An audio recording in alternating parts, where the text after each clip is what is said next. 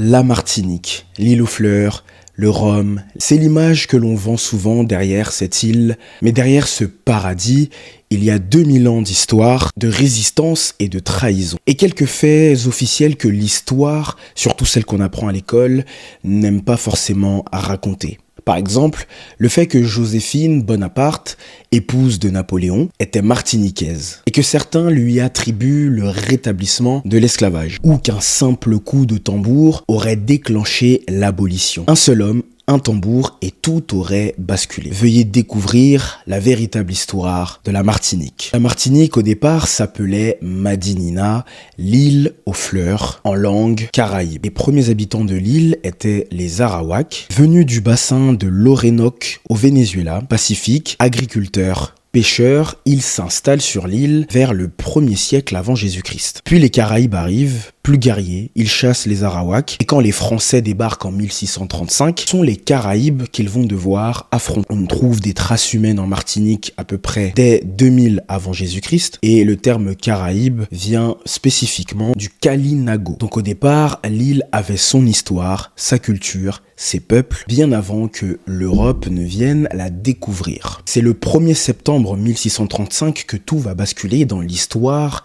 de l'île de la Martinique. En effet, Pierre Belin d'Esnambuc débarque et prend possession de l'île au nom de la France. Les Caraïbes résistent, pendant des décennies ils se battent, mais à la fin du XVIIe siècle, ils sont exterminés ou alors ils ont fui vers d'autres îles. C'est alors qu'une civilisation entière est effacée, les Français s'y installent. Ils défrichent et plantent, dans un premier temps, le tabac, puis la canne à sucre. Et la canne à sucre, comme vous le savez, ça demande des bras, même des millions de bras. Et c'est alors que le système de l'esclavage va alors rentrer en vigueur. En 1640, le premier moulin à sucre est installé à la demande de la Compagnie des îles d'Amérique. En 1674, la Martinique devient colonie directe du roi de France. En 1685, le code noir de Louis XIV est mis en vigueur. L'esclavage est donc officialisé et réglementé. La Martinique devient alors l'une des colonies la plus rentable de l'Empire français. Tout repose sur un seul système, faire travailler des hommes réduits en esclavage pour produire un maximum de sucre qui seront utilisés pour confectionner les meilleures pâtisseries qui finiront tout droit dans le palais du roi. Une île peuplée devient une machine alimentée par la traite négrière. Les premiers esclaves africains arrivent en Martinique en 1638, avant même que la traite soit officiellement autorisée par le roi Louis XIII en 1642. Des hommes et des femmes arrachés du continent africain, Sénégal, Congo, Bénin, des dizaines d'ethnies entassées dans des navires négriers.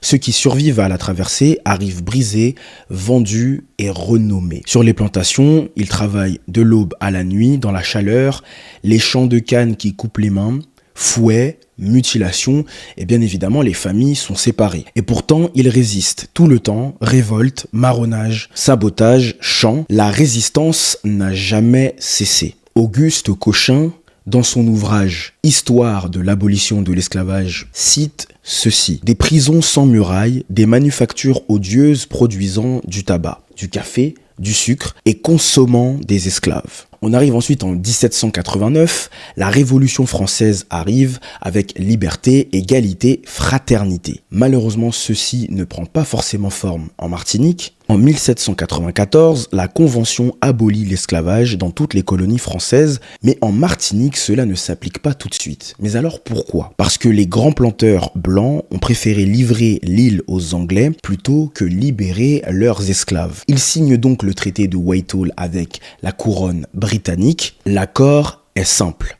Les Anglais prennent l'île, en échange, ils maintiennent l'esclavage. Les planteurs ont choisi l'esclavage contre la France. Ce traité aura précisément lieu le 19 février 1794. Donc entre 1794 et 1802, il y a 8 ans d'occupation britannique sur l'île de la Martinique. Il y a à peu près 20 000 esclaves supplémentaires portés par les Anglais. La Martinique est la seule grande colonie française où la première abolition ne s'applique pas. Et c'est en ça que cette île est si spéciale. Et en 1802, l'île est restituée à la France par le biais du traité d'Amiens.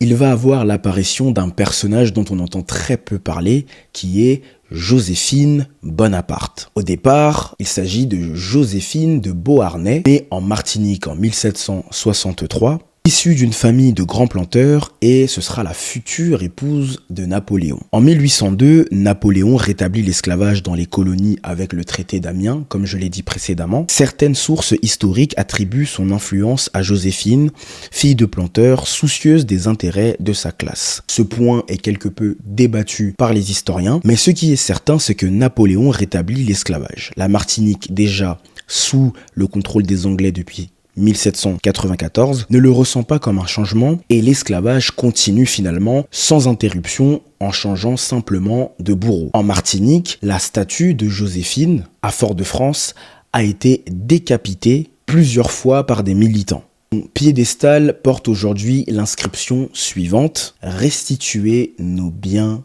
pillés ». Elle va épouser Napoléon en 1796. Selon vous, Joséphine de Beauharnais ou Joséphine Bonaparte est-elle une impératrice au destin exceptionnel ou le symbole d'un passé colonial ? La Martinique refuse d'oublier. Je vous invite à me le dire en commentaire. Le 22 mai 1848 signe probablement le moment le plus fort de toute l'histoire de la Martinique. 27 avril 1848, Schœlcher fait signer le décret d'abolition à Paris.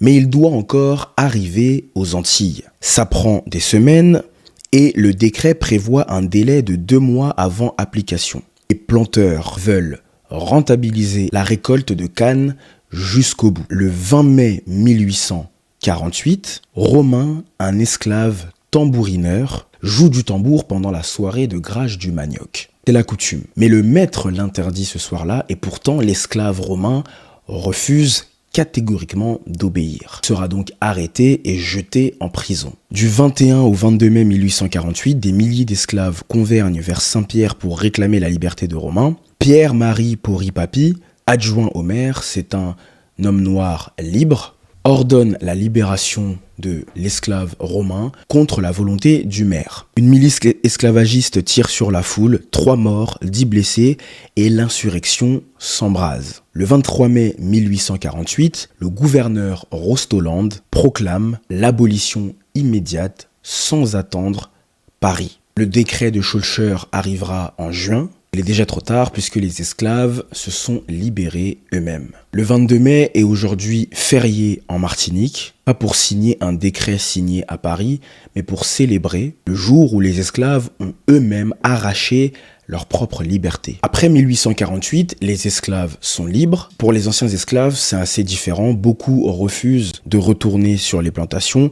Les maîtres font venir des travailleurs sous contrat depuis l'Inde, coulis, puis d'autres viennent du Congo ou encore de la Chine. Le 8 mai 1902, la montagne Pelée explose. Saint-Pierre, la ville la plus riche et la plus peuplée de la Martinique, est rayée de la carte. 32 000 morts en à peine quelques minutes. C'est l'une des plus grandes catastrophes volcaniques de l'histoire moderne. En mai 1945, il y a l'arrivée d'un homme que j'apprécie, que j'aime de façon vraiment... un homme qui va rentrer à tout jamais dans l'histoire de la Martinique et aussi dans l'histoire panafricaine.